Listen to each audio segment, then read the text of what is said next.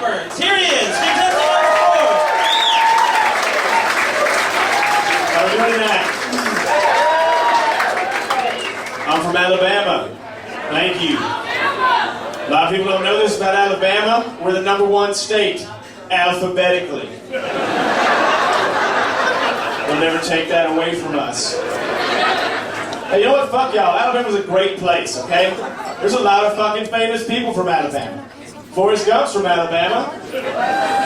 And Forrest Gump is real. It's a real book, you illiterate assholes. Okay? Listen, I can walk tightropes, okay? I can blow fireballs. I've done magic. I've done escapism. I don't need to be here, okay, is what I'm trying to say. In a previous life, I fought and died for your state's rights that you don't have anymore because we lost. Guy came up to me one time, he said, I'm so fucked up right now, I can't tell if I'm wearing a hat or not. And you guys ever been that fucked up before? Yeah. All right, a couple of honest people out there. Well, that's how I got this hat. I own a clothing store in Alabama, thank you.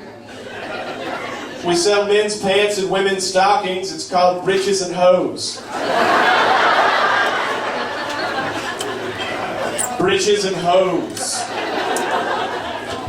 Man, is it just me or is it really hot up here?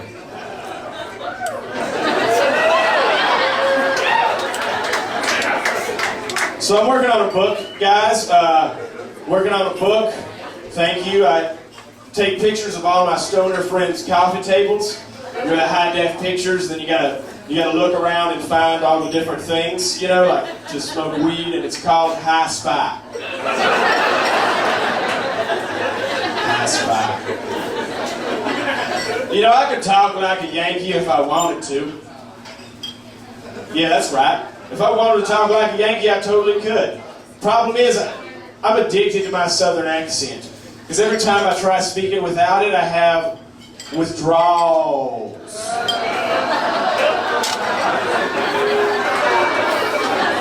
That's terrible. So I got a 2/3 scale replica of my left forearm and hand. That way when I send pictures of my penis to women, I just arrange it in the 2/3 scale replica hand. And it looks 133% bigger, guys.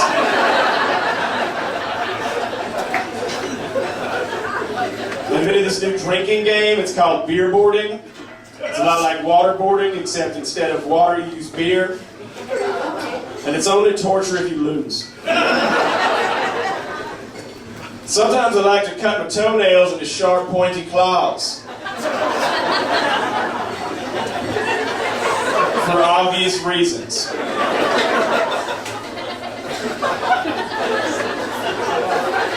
Sometimes I like to round up all the stray cats in my neighborhood.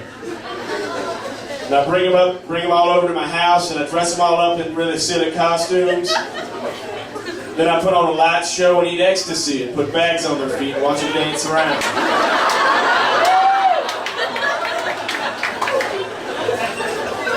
I call it a cat party. It's a lot of fun.